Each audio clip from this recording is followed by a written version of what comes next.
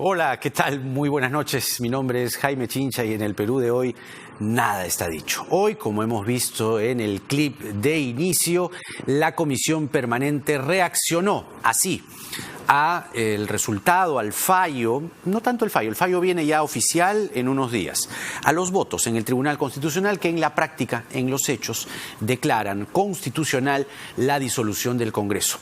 Varias cosas que quedan para la historia, no solo la audiencia de ayer televisada, sino cómo se ha marcado la pauta en el debate. Y quien ha sido mencionada en el debate de ayer por algunos de los magistrados del Tribunal Constitucional en la cronología del 30 de septiembre es Indira Wilca, que integra la Comisión Permanente y que fue congresista hasta el 30 de septiembre. ¿Cómo está Indira? Buenas noches, Jaime. Buenas noches. Muy bien, a ver, ha sido mencionada en este debate televisado del TC por la cuestión de orden que... Cuestión previa, sí. Perdón, que presentó ese día, el 30 de septiembre, respecto a que se deba votar sobre la confianza y no sobre la elección de los magistrados del Tribunal Constitucional. Eso, según la magistrada Ledesma, constituye no una denegación fáctica, sino una denegación manifiesta, puesta en el tablero. ¿Qué le ha parecido, a propósito de eso, la reacción de los integrantes de la Permanente hoy, que ha estado usted ahí también? Bueno, varias cosas, ¿no? Primero, creo que lo de ayer ha sido histórico. Ya creo que se está esta idea manifestando en quienes hemos sido testigos de este debate, de esta deliberación constitucional, que sea público. Yo creo que va a evitar que caigamos en maniqueísmos políticos, ¿no? Es decir, esta permanente tensión que ha habido entre quienes hemos respaldado el cierre constitucional del Congreso y quienes se han opuesto, que son además una mayoría en la Comisión Permanente, pero que más allá de argumentos políticos, partidarios en realidad, no han podido fundamentar esto de manera legal. Entonces sí ha sido positivo por eso que los magistrados sustenten sus votos, que expliquen las motivaciones que los han inclinado a tomar una posición y que todos seamos testigos de ello, ¿no? Porque eso debería encauzar de otra forma el debate político, que como lo hemos visto durante estos meses ha sido un debate que en realidad habría que decir que no alcanza al nivel de político en algunas ocasiones, cuando uno escucha, en fin, cosas como invocaciones a una supuesta dictadura en la que estaríamos viviendo, al parecer, o digamos un quiebre del orden constitucional, o estas evocaciones casi catastróficas, apocalípticas, de que estamos en un país donde la democracia ha sido fracturada y hay que aparentemente rescatarlo, o esos señores que son parte de la Comisión Permanente estarían esperando pues rescatar la democracia. Eso yo creo que es algo que no contribuye justamente a un debate saludable, en el que hay que reconocer que hay posiciones encontradas sobre lo que pasó el 30 de septiembre, pero que ya a nivel jurídico se han zanjado. A nivel político podemos seguir debatiendo, pero creo que hay que encauzar esas discusiones y esos debates y llevarlos a otro nivel, porque lo que hemos al menos presenciado, quienes han seguramente seguido el debate de la Comisión Permanente, que ya no creo que sean muchas personas, pero se habrán dado cuenta del nivel inapropiado de esa discusión, o en todo caso de ese intercambio, ¿no? Para usted, ¿qué nivel tuvo el debate de hoy en la Permanente? Mire, yo respeto las posiciones diferentes, ¿no? Eso es legítimo y es evidente que mis ex colegas tienen una posición distinta, la mayoría de ellos.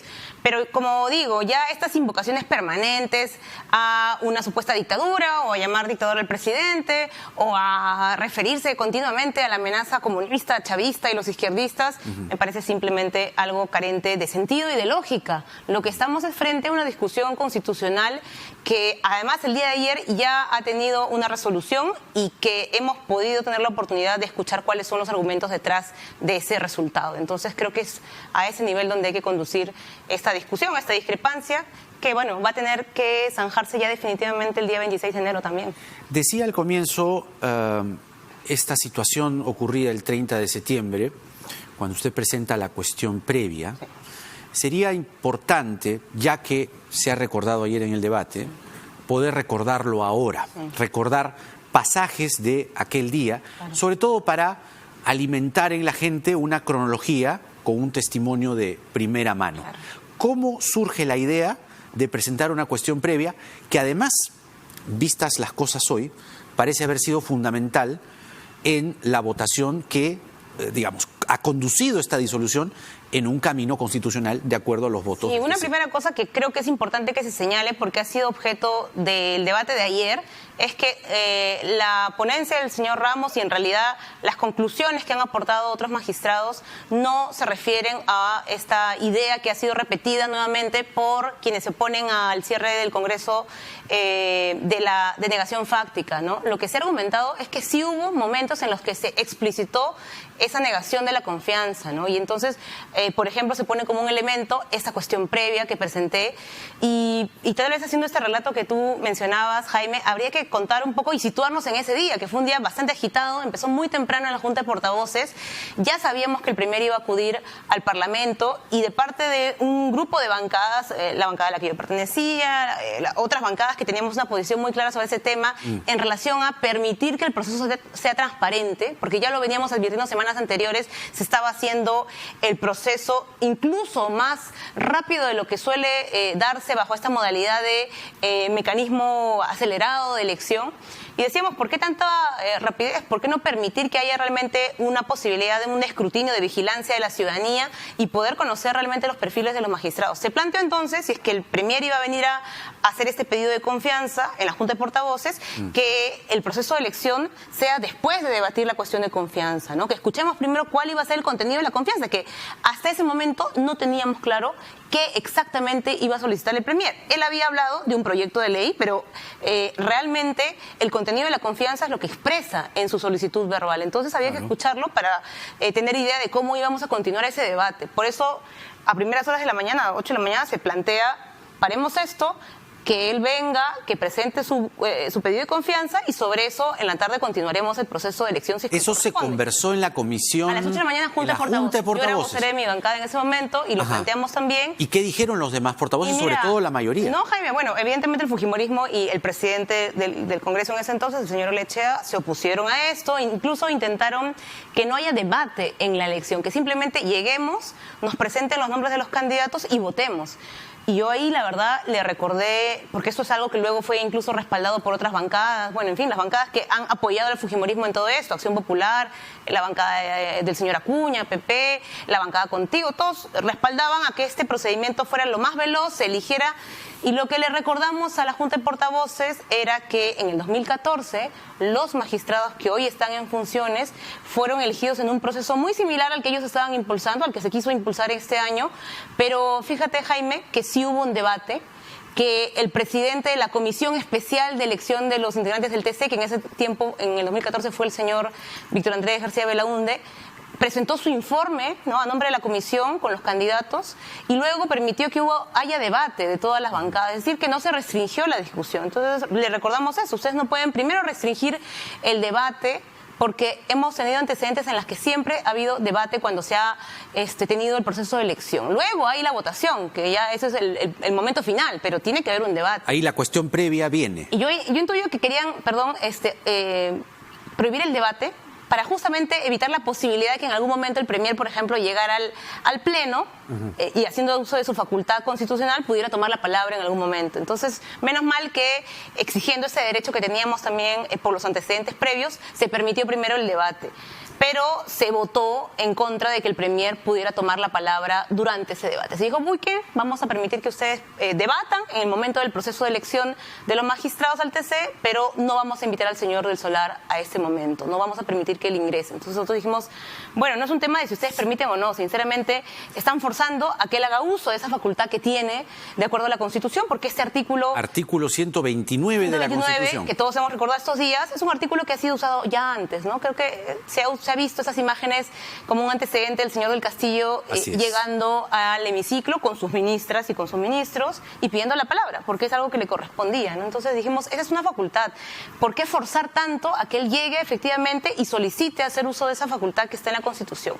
Y de la misma forma se negaron. Dijeron, no, el señor de Solar lo vamos a invitar para la tarde, a pesar, Jaime, de que él estaba en la sala de embajadores, ¿no?, sala contigua al hemiciclo, esperando poder ingresar y tomar la palabra en el momento del debate. Entonces, y ahí viene lo del trancazo a la puerta. Y ahí cuando salimos de la Junta de Portavoces, se levantó la Junta de Portavoces, prohibieron que el señor del Solar formalmente estuviera invitado, como se dice, al debate. Es que nos damos cuenta con que de pronto las puertas del hemiciclo estaban trancadas. Incluso nuestros asesores, esto te hablo a las 9 de la mañana, cuando justamente todos los equipos de trabajo llegan, se apersonan al hemiciclo, como en cualquier pleno, no podían entrar.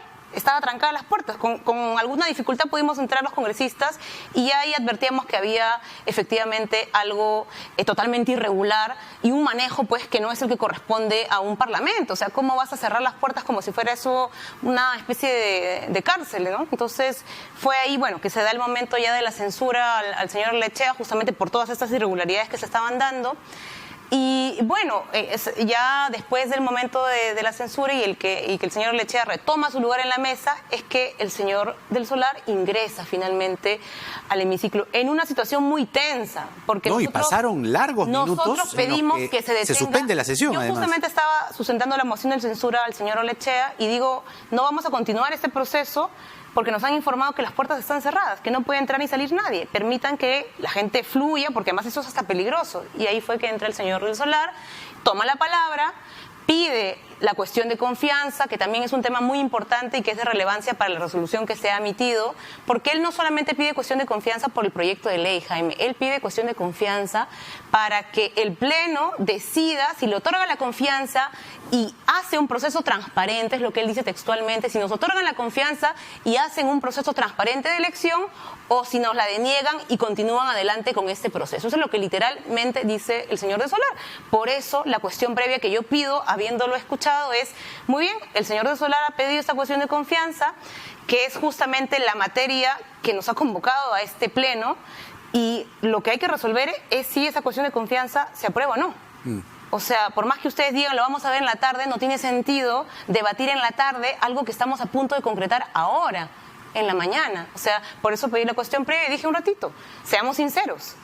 En la práctica lo que quieren es denegar la confianza del Premier, pero sin votarla. Entonces, más bien, ustedes decidan si realmente quieren, como él dice, otorgarle la confianza y permitir que el proceso sea transparente, modificando estas normas, la norma de la ley orgánica del Porque TC. la confianza venía con el proyecto. Venía con el proyecto y venía con el proceso, Jaime. Por eso, Venía... no, digo lo del proyecto porque es importante, porque sí. Ahí viene lo del artículo 105. Venía el proyecto porque ahí de van ley. dos infracciones constitucionales. Sí. El 129... Bueno, ya a esa altura... Por eso, no, del digo pleno, las dos, digamos, las dos más saltantes y notorias. Varios artículos de la Constitución. Y el 105 es el de los proyectos del Ejecutivo enviados con carácter de urgencia que tienen prioridad. Tienen prioridad, ¿Qué es lo pero que dice el 105? digamos que yo creo que el aspecto más sólido tiene que ver con el hecho de que el contenido de la confianza del Premier tenía que ver con el proyecto y con el proceso que se estaba llevando a cabo. Él lo que dice es, si ustedes quieren llevar un proceso, siguen adelante con un proceso con transparencia o tal como está ahorita. Y entonces, claro, el Pleno lo que dice es, porque la cuestión de confianza, la cuestión previa que yo solicito es si continuamos adelante con este proceso o debatimos la cuestión de confianza planteada por el Premier y paralizamos la elección de los magistrados. Y ellos, bueno, votan y dicen no, vamos a continuar adelante y hacen caso omiso a la solicitud. Y ahí y esa es en esa votación ese es el momento donde en el que se deniega o se rehúsa. Se rehúsa la confianza. La confianza. Porque el contenido de la confianza ya había sido rechazado. Ellos dijeron no vamos a parar y no vamos a hacer eco de la solicitud del señor de Solar y continuamos adelante con la elección. Entonces, nosotros advertimos de eso. Dijimos ustedes, bueno, ya eso fue parte de la discusión posterior, pero dijimos ustedes acaban de ponerse la soga al cuello. Porque conocíamos el proyecto ¿Eso de se ley. lo dice usted a quién? Se lo comentamos a varios colegas, porque acuérdate, Jaime, que fue una sesión que se paralizó, Sí. fue una sesión bastante, digamos, abrupta, y dijimos, están en la práctica burlando la confianza. La confianza ha sido muy clara, no tiene que ver solamente con debatir y aprobar un proyecto. Eso es muy importante. Es decir, llegan con la cuestión previa y la votación, Sí. que según la magistrada Ledesma es una denegación manifiesta, Así es. no fáctica, sino Así es. hay un Un hecho. tablero y hay una votación en la que se rehúsa tratar la confianza, Así es. el proyecto y la votación. Y el proceso de elección, así es. En ese momento usted, con sus colegas, no necesariamente de bancadas afines, sino contrarias, le dicen, oye, acaban de denegar, acaban de rehusar la confianza, ¿se lo dice así explícito? Lo comentamos entre varios que estábamos ahí y dijimos, el pedido ha sido muy claro, porque ellos decían, no, el proyecto lo vamos a ver luego. no es solamente el proyecto de ley, porque claro, ya hemos tenido antecedentes, Jaime, en este periodo tan convulsionado del anterior Congreso, hemos tenido otras 3 pedidos de confianza. Entonces, ¿qué es lo que hacía el fujimorismo antes? Daba la confianza un día y debatía los proyectos de ley los siguientes días, ¿no? Eso pasó con el tema de la reforma judicial, pasó con el tema de la reforma política, daban la confianza y luego se comprometían a debatir los proyectos los días posteriores. Pero acá el pedido de confianza del Premier no iba solamente abocado al proyecto de ley de modificación de la ley orgánica del Tribunal Constitucional. El pedido de confianza tenía que ver también con el proceso de elección que estaba en curso. Por eso era tan importante, antes de acelerar ese proceso, terminar de zanjar el tema de la cuestión de confianza. Y yo creo que ahí ganó entre la ansiedad por hacer la elección como sea, y yo creo que también un poco de prepotencia, ¿no? De sentir que con la mayoría se podía empujar cualquier tipo de decisión y finalmente pues el resultado es lo que hemos escuchado el día de ayer en el debate sobre la ponencia del señor Ramos, ¿no? Este aspecto, ¿no es cierto?, en la práctica de negar la confianza a través de esta votación de la cuestión previa, pues es un hecho que prueba que hubo una voluntad de burlar este acto. Por más que en la tarde hayan convocado otra vez al Pleno para decir vamos a votar ahora sí, incluso hicieron una conferencia de prensa antes diciendo ya miren, hemos reflexionado y ahora sí creemos que tal vez debamos aprobar este proyecto, lo hemos revisado, no tiene nada que nos parezca irregular, eso está en una conferencia de prensa, me parece antes de que se retome el Pleno a las 3 de la tarde. Y estaba la señora Arauz. Antes de la interrupción, en el receso, el entonces congresista Becerril sale a pasos perdidos, hace una declaración y en los hechos pecha a Vizcarra y le dice, ya votamos pues, sí, claro. Entonces ahora ven a disolvernos. Claro. Ahí, ¿usted cree que ya eran conscientes que la confianza había sido denegada, ergo venía la disolución? Yo creo que algunos de ellos ya tenían idea de hasta dónde estaba llegando como consecuencia los hechos de la mañana y por eso han tratado de arreglarlo y por eso por la tarde hacen esta conferencia de prensa, entre comillas multipartidaria, con la señora Arauz a la cabeza, donde dicen, miren, nos hemos dado cuenta que el proyecto de ley no es tan malo, porque recuerda Jaime que inicialmente dijeron el Ejecutivo no puede interferir con el proceso de elección, no puede enviar un proyecto de ley que modifique las reglas de elección del Tribunal Constitucional porque eso es competencia exclusiva del Congreso, este proyecto de plano va a ser rechazado. Pero en la tarde, cuando se dan cuenta que efectivamente estaban realmente yendo a una situación irreversible, intentan arreglarlo y dicen, bueno, vamos a aprobar el proyecto, vamos a otorgar la confianza, pero ya era muy tarde, ¿no? Ya se había consumado el hecho de negar la confianza. Una consulta. Hoy en la comisión permanente algunos usuarios de las redes han mostrado fotos, y hemos visto las imágenes además, pero han evidenciado que la señora Bartra, que actualmente es candidata al Congreso, pidió una licencia, pero participa en la comisión permanente. Sí. Recuerdo el otro día Gino Costa quiso entrar, salió y como que prácticamente lo votaron, creo, le dijeron retírate, ¿no? ¿Y cómo es este caso? Mire, ¿No hablaron algo? Yo consulté porque me pareció además que la forma en la que se cuestionó al excongresista Costa fue totalmente inapropiada, pero entiendo que el Jurado Nacional de Elecciones ha resuelto que no es obligatorio que los integrantes de la Comisión Permanente soliciten licencia. Entonces, claro, fue una primera causal incluso de exclusión de algunos candidatos en las listas, el hecho de no haber presentado a tiempo su licencia sin goce de haber, pero luego la última instancia, que es el Jurado Nacional de Elecciones, ha determinado que no es un requisito indispensable. Entonces entiendo que en la práctica pues ya estas licencias han sido levantadas, ¿no? Entonces por eso tenemos esta dinámica en la que a veces la señora Bartra acude a la permanente, pero también al mismo tiempo está en campaña. Sí, efectivamente es algo llamativo, creo que lo más ordenado sería que se aboque totalmente a la campaña, pero el jurado ha determinado también este criterio. Finalmente, ya que estamos en campaña, quedan 11 días para las elecciones congresales extraordinarias. Viene en el segmento los número 1 en Nada está dicho Mauricio Mulder en un instante. ¿Cuál es su mirada sobre la izquierda hoy por hoy, ya que usted ha tomado distancia no ha querido postularse en alguna lista en estas elecciones extraordinarias, pero cómo mira desde la tribuna la actuación de la izquierda, que para empezar está dividida y parece que no está arrastrando mucho elector? Bueno, yo en general tengo una mirada de preocupación de estas elecciones. Ahora que recordábamos cómo se ha dado este proceso o este momento de disolución del Parlamento y lo que ha implicado hacia atrás del 30 de septiembre un conjunto de situaciones de confrontación entre poderes del Estado, pero también un conjunto de actuaciones, Jaime, cuestionables por parte de quienes éramos los representantes de los ciudadanos. O sea, la ciudadanía tenía y tiene todavía una imagen negativa del Parlamento, que el propio Parlamento se la ganó a pulso, no solamente con obstrucciones, blindajes, con continuas confrontaciones con el Ejecutivo, sino además porque no tuvo una agenda parlamentaria que estuviera al servicio de los intereses de los ciudadanos. Eso es lo que la gente, creo, percibe como una de las cosas más nocivas. ¿Cuán distinto puede ser ahora? Entonces yo creo, Jaime, que lo que hoy tenemos por delante, seguramente hay una opinión que voy a compartir contigo sobre el tema de la izquierda, pero es que podamos comprender la relevancia de este proceso, podamos decirle a la gente, a los ciudadanos y ciudadanas que tienen en sus manos la responsabilidad de cambiar esa situación que por 3 años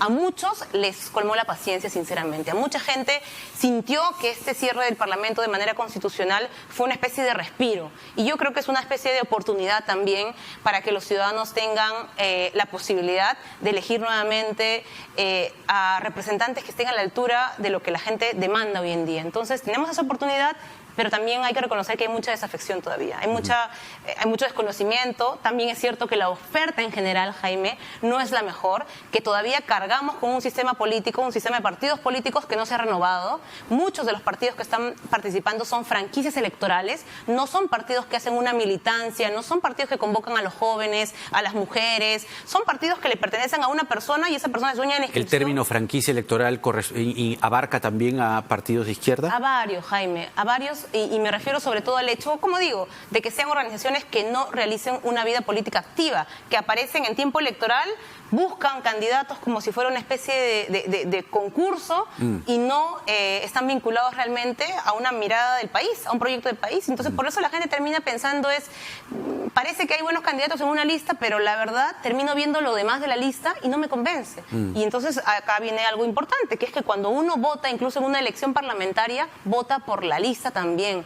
Su voto contribuye, así es, a que el partido pueda pasar la valla y eventualmente repartir los votos por cifra repartidora a candidatos. En esta no hay valla ahora. Que no sean, no, hay valla para conseguir bancada. Claro. Entonces, una vez que el partido pero no pierden la inscripción la valla, ese es el otro tema. Pero el tema primero y más importante es que si un partido logra pasar la valla por los votos de los ciudadanos, va a tener una bancada. Y luego la cifra repartidora ayuda a distribuir esa votación. Entonces, hagamos un esfuerzo de votar bien y también de cuestionar cómo tenemos un sistema político que todavía no se ha renovado. En relación a las izquierdas, muy brevemente, yo creo que tenemos la responsabilidad de mostrar que justamente lo que hoy se está jugando es algo que va más allá de disputas partidarias y de las diferencias que tenemos legítimamente, y tiene que ver con esta posibilidad de renovar la política. Ojalá que haya también bancadas de izquierda en el Parlamento. Yo diría, Jaime, el asunto de la unidad, dejemos de exigirse a las izquierdas, porque no se lo exigimos a la derecha. Tenemos, si tienes 2 o 3 partidos de izquierda, creo que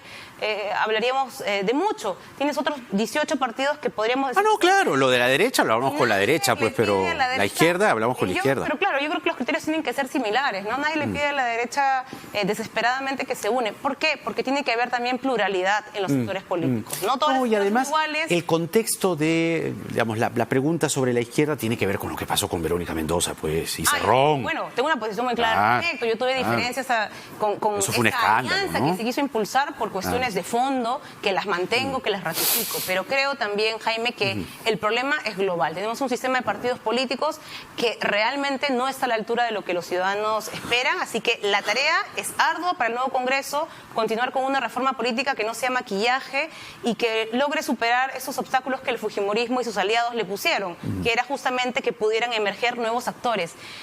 Se ha emitido un nuevo reglamento para crear partidos políticos, Jaime. En la práctica va a ser muy difícil que nuevos partidos surjan para el 2021.